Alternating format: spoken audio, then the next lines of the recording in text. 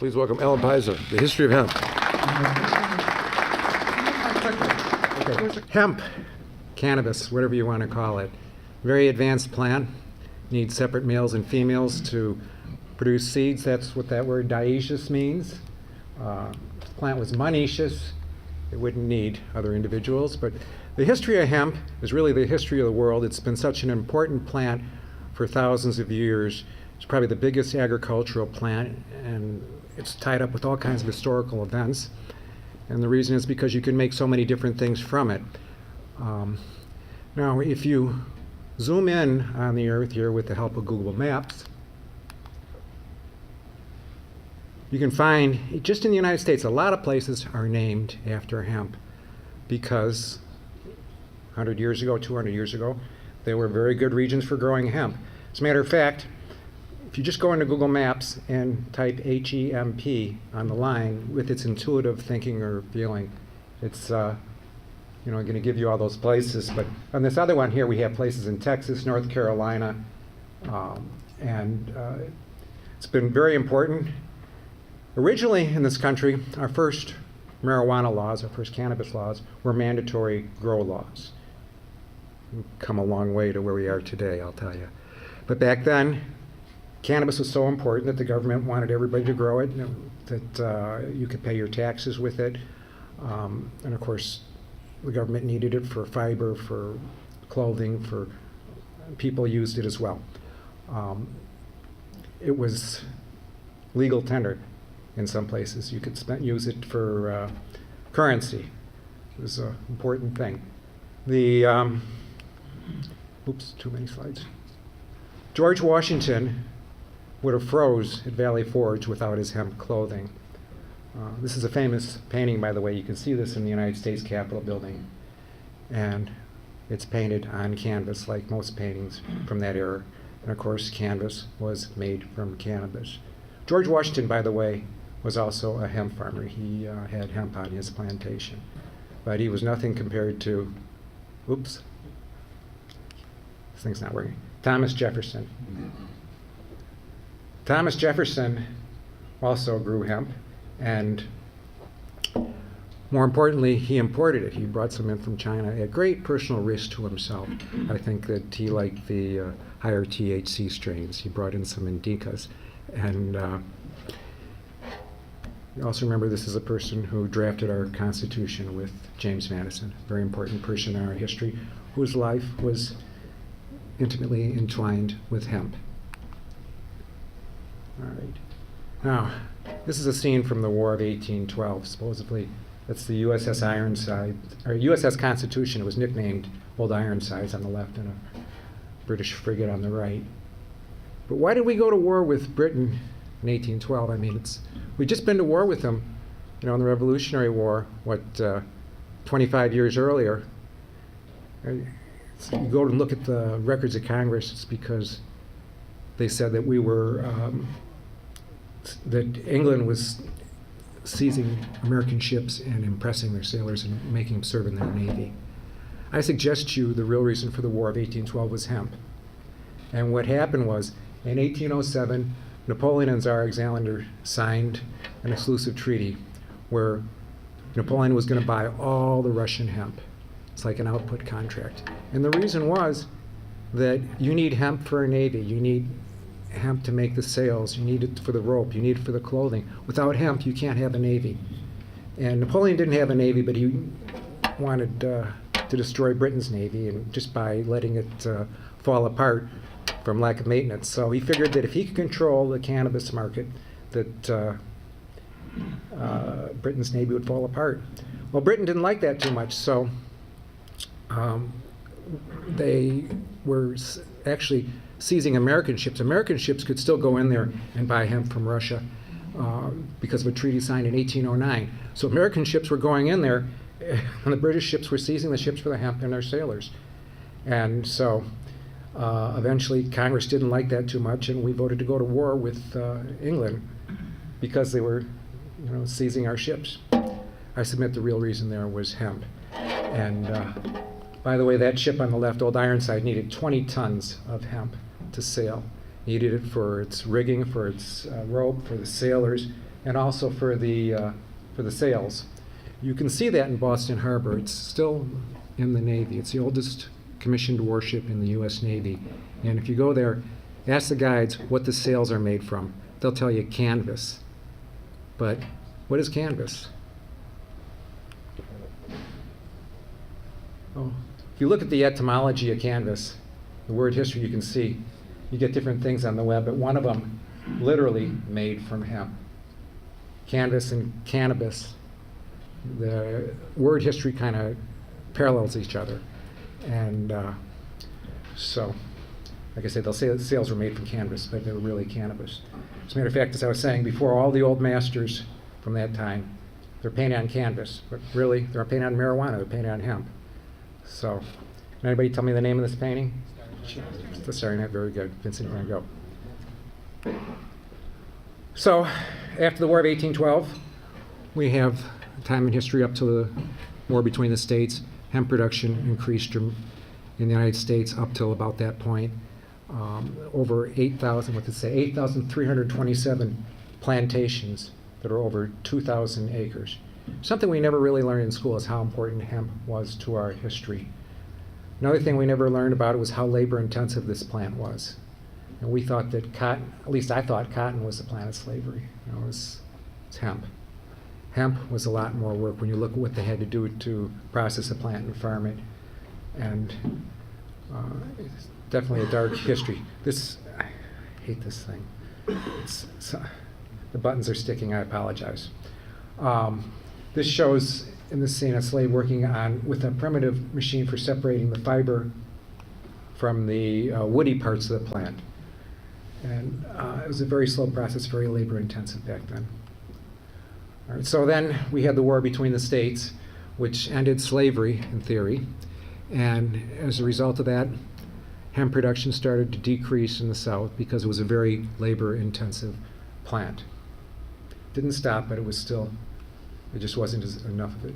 Up till 1912, the United States government was printing its bulletins on hemp paper.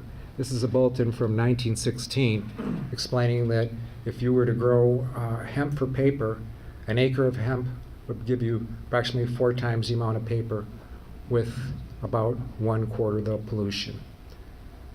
So the government was still really interested in hemp up till about this point, but it really didn't have much potential because it was just so labor intensive to produce. Then in 1917, the decorticator was developed, was patented in 1919, and this made it economical to grow hemp again. It made it economical to separate the fiber from the woody part of the plant.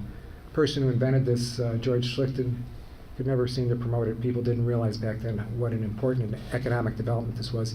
He died penniless in 1924.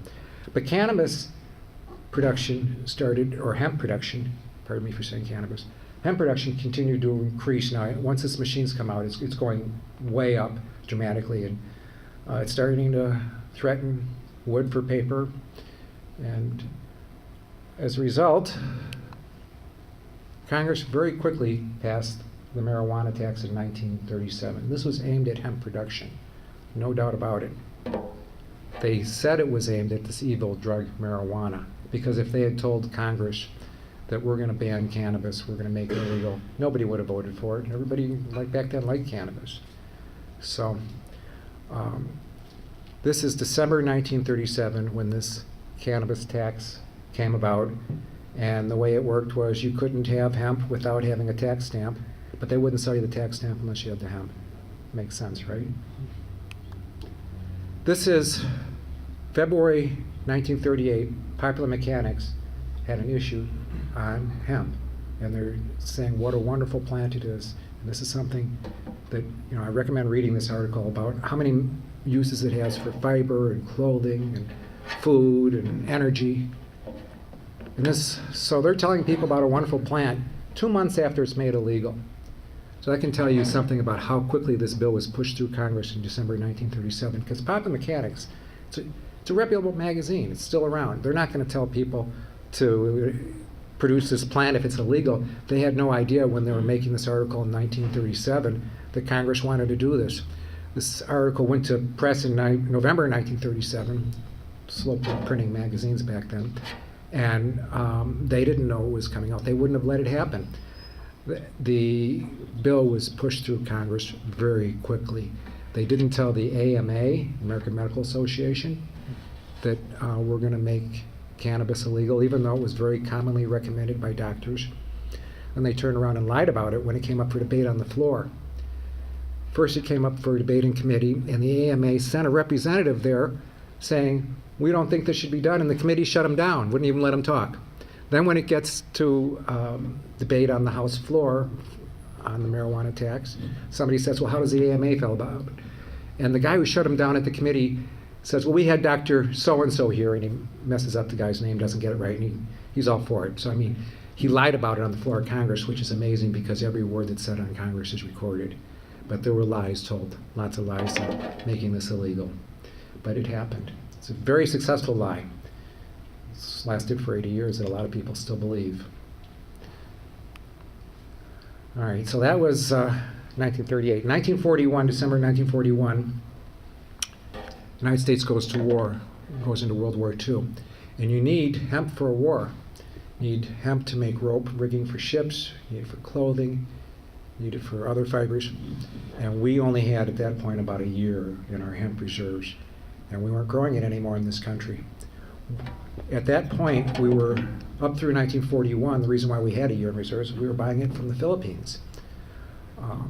But in 1942, Japan took control of the southwestern portion of the Pacific, including all the Philippines, and we weren't going to get it any more hemp from there. So the government asked American citizens to grow it. They made a movie on how to grow it. This movie's made by the U.S. Department of Agriculture. Imagine that, government, USDA, making a movie on how to grow marijuana. You can watch this on YouTube. It's about a 14-minute movie. It's called Hemp for Victory. I encourage you to watch it. And so from 1942 to 1946, the government was encouraging people to grow hemp. If you grew it, you were exempt from the draft. Your children were exempt from the draft too. It's a good deal. And the farmers loved it because it was so good for the soil. They were really disappointed in 1946 when they couldn't grow it anymore. You know, just an aside, cotton right now in this country is about 1% of our surface area of crops. It uses 51% of the pesticides. You know how easy hemp is to grow. They loved it. Didn't need any pesticides or fertilizers. Okay.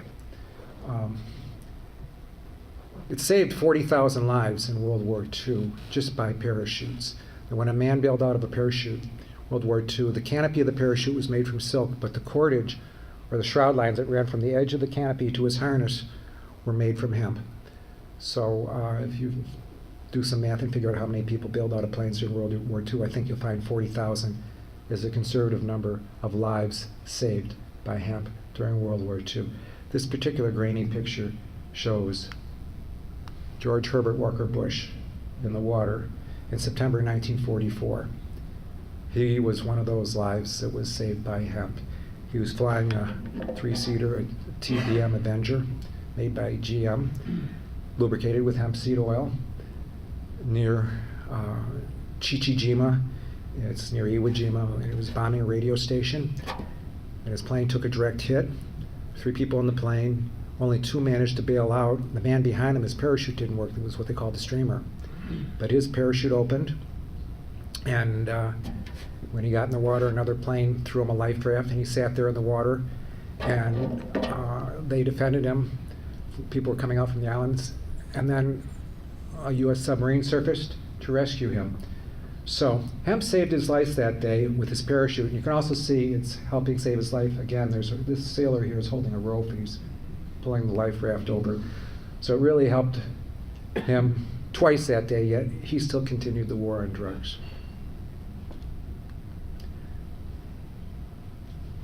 Timothy Leary. Does that name sound familiar? That's the man who ended the federal marijuana tax in 1937.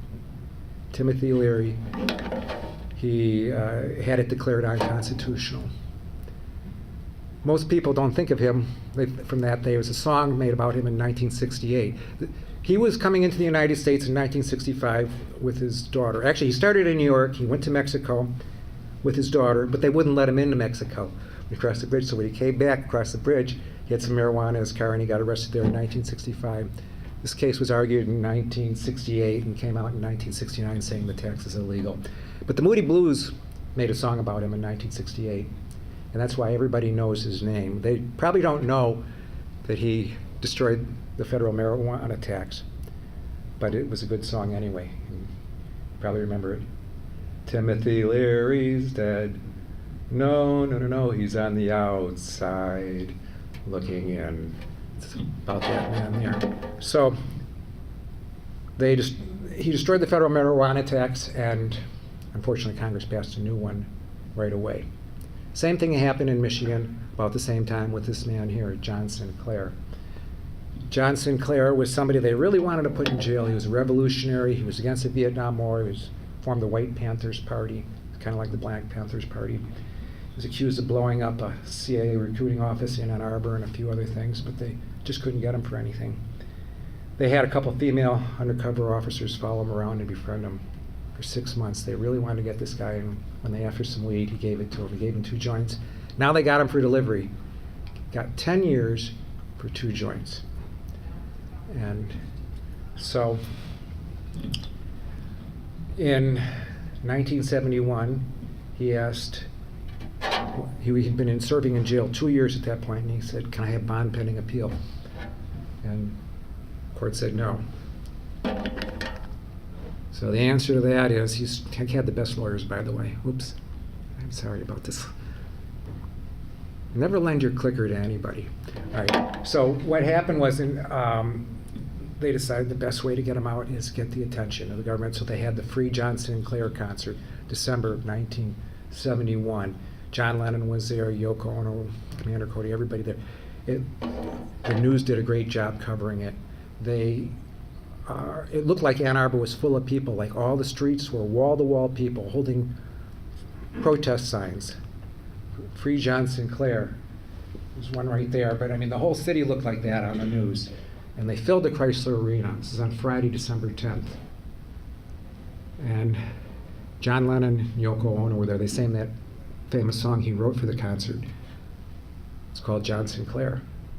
If you can hear it on YouTube, if you just go on YouTube and you put in the search line, John Lennon, John Sinclair, you can hear the song there that, it ain't fair, John Sinclair, in the stare for breathing air. Recommend the song, but it did the trick, and that and the whole concert. Following Monday, Supreme Court let him out. They didn't release the opinion until March 1972, but they let him out Monday, December 13th, and that shows you the power of the people. Here he had the best lawyers and did everything he could, but when the people got together in Ann Arbor, 100,000 people, I think, converged on the city. I mean, there was only 14,000 in Chrysler Arena, but it really looked like there was 100,000 people there. That's what got him out of prison, and here's the opinion that did it. So now all of a sudden, the Supreme Court said that our law against marijuana, like federal law, is unconstitutional. To call marijuana a narcotic was unconstitutional, so they threw out the law.